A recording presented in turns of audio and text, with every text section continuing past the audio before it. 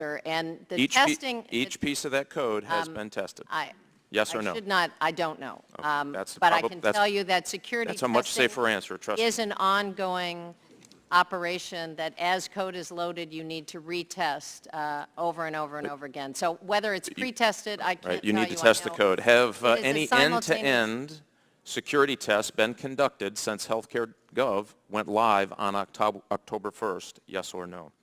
My understanding is there is continuous testing as the temporary authority to operate calls for. Yes or no, has an end-to-end security test on healthcare.gov went live, yes or no? I will find out exactly what testing they're doing. I know they're doing simultaneous testing as new code is loaded. Are there any end-to-end security tests run after every new piece of code is put in the system? I'm not talking about testing the code now. I'm talking about an end-to-end security test. I can't tell you how covers the cross of the boundaries. But I will get you that information. I can tell you they're not, and I'd be interested to hear why not. If you go to tab 2 quickly in your book, I'm going to read 3 things I'm from... sorry, what book, sir? You have a tab there. If you go to tab 2, right there, well, while you're looking, I'll read. It's dated September 27th, and it is to Marilyn Tavener. Let me eat just a couple of pieces here.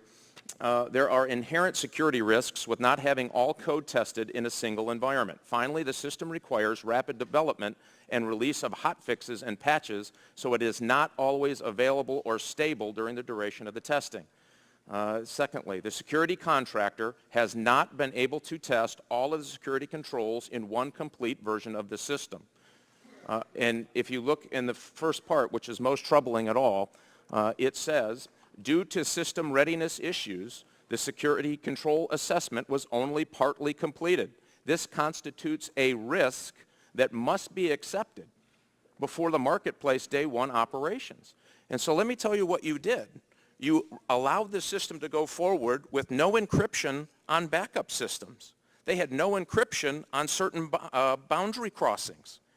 You accepted a risk on behalf of every user of this computer that put their personal financial information at risk because you did not even have the most basic end-to-end test on security of this system. Amazon would never do this. ProFlowers would never do this. Kayak would never do this. This is completely an unacceptable level of security. And here's the scary part. We found out after the contractors last week that an end-to-end test hadn't been conducted on security, not functionality, because if it's not functioning, you know it's not secure. You are ongoing hot patches without end-to-end tests. The private contractors told us it would take a very thorough 2 months just for an integrated end-to-end security test that I'll tell you has not happened today. Why? Because you're constantly adding new code every night to protect the functionality of the system. You have exposed millions of Americans because you all, according to your memo, believed it was an acceptable risk. Don't you think you had the obligation to tell the American people that we're going to put you in this system, but you beware, your information is likely to be vulnerable? Would you commit today, Secretary, to shut down the system and give an end-to-end security test so that these Americans can have... All right, serious new concerns about your privacy, and we are getting new reports that the feds are months behind schedule on data security concerning the new healthcare exchanges. It's just the latest in a long list of setbacks ahead of the rollout of the president's signature legislation. Fox Business Network's Rich Edson is in Washington with the latest. Hi, Rich. Hey, Greg. A newly released report says the government is behind in testing its computer systems to ensure the Obamacare exchange is secure. In less than 2 months, healthcare exchanges go live. These are the online marketplaces where uninsured Americans will get health coverage. And this is under the president's health care law. An Inspector General report released this month says if there are additional delays in completing the security authorization package, the CMS CIO may not have a full assessment of system risks and security controls needed for the security authorization decision by the initial open enrollment period expected to begin on October 1st, 2013. The Centers for Medicare and Medicaid Services is designing this system. A spokesperson for CMS says the Inspector General's report uses information from 3 months ago. He says the government has made significant progress since then, and in a statement, The spokesperson says CMS has prioritized review of the audit reports and is confident the hub will be operationally secure and it will have an authority to operate prior to October 1st, 2013.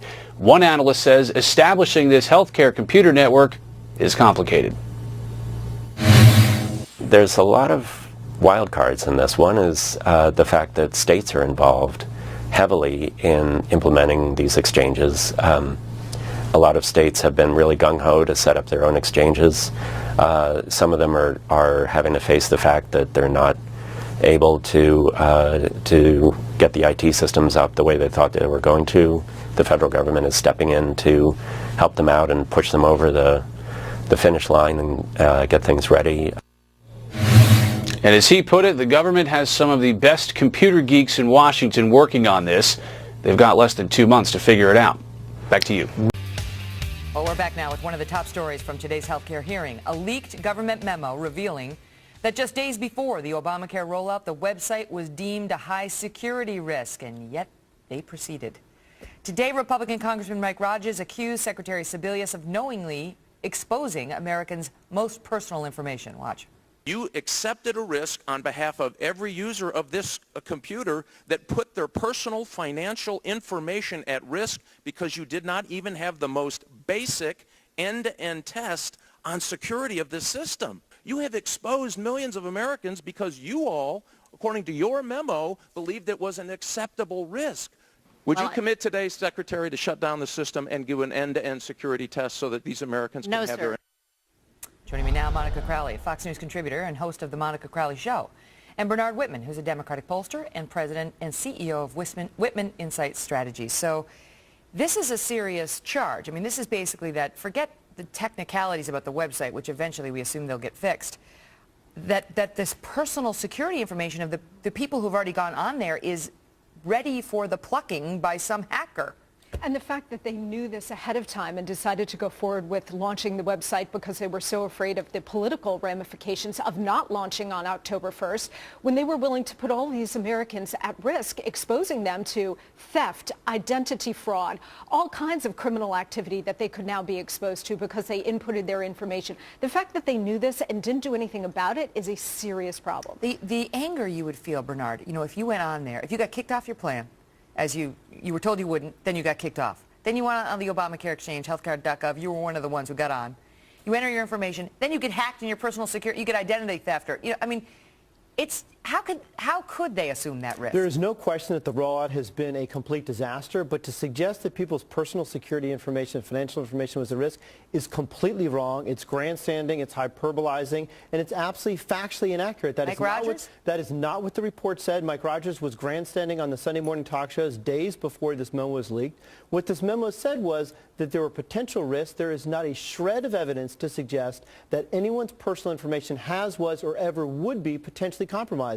And unlike the data breaches that we've seen at TJ Maxx or AOL, where 100 million customers' information has been released, there is not any evidence to suggest that anyone's personal information was ever at risk. Well, that it hasn't so far. Right. This is just the beginning. And one of the other things that came out in the hearing today, Megan, was the fact that the Obamacare, healthcare.gov, actually was hacked last week. So Lord knows where this personal information is right now. The problem for Team Obama is this, that if they want to attract people to come to the website and enroll in these exchanges, if they've been burned already once, if they can't get in, if their information has been exposed, if they've been compromised somehow, the idea of trying to get them back a second or a third time to try out the website, to enroll, is going to be greatly reduced. Once people feel like they've been burned once or exposed or somehow compromised, they're not going to do it again. Maybe we should talk to the hacker about how he got onto healthcare.gov. But that is we could learn some lessons about... That is another misstatement. The site was not hacked. Someone said there's a possibility of vulnerability that could be open, but the hacking actually did not occur. The problem that I have with this is that, unfortunately, the botched rollout has taken over the story, and unfortunately, people are not seeing the enormous benefits that Obamacare has. Don't forget, 80 million plus people have gotten free preventative care. 105 million people don't have lifetime or annual caps. 13 million people that did have couldn't get coverage because they had pre-existing conditions can now get coverage. Seniors have saved billions. That's the real story. That's being overshadowed. Why? Because of a botched rollout from this administration. The problem is, if the website had gone perfectly, the story would still be that the president broke his promise and that those 13 million who got coverage because they got their pre-existing conditions covered are balanced out by the 14 million or so who are about to get canceled. Yes, thanks to Obamacare. I mean, the whole point of this thing was to insure the people who lacked insurance, and we don't know how the numbers are going to net out. The exact opposite is happening. So the insured are getting uninsured, right? And then the federal taxpayers, are subsidizing them on policies for which they were happily paying by themselves before. All right, in some cases anyway. Thank you, team. You got it. Thank you.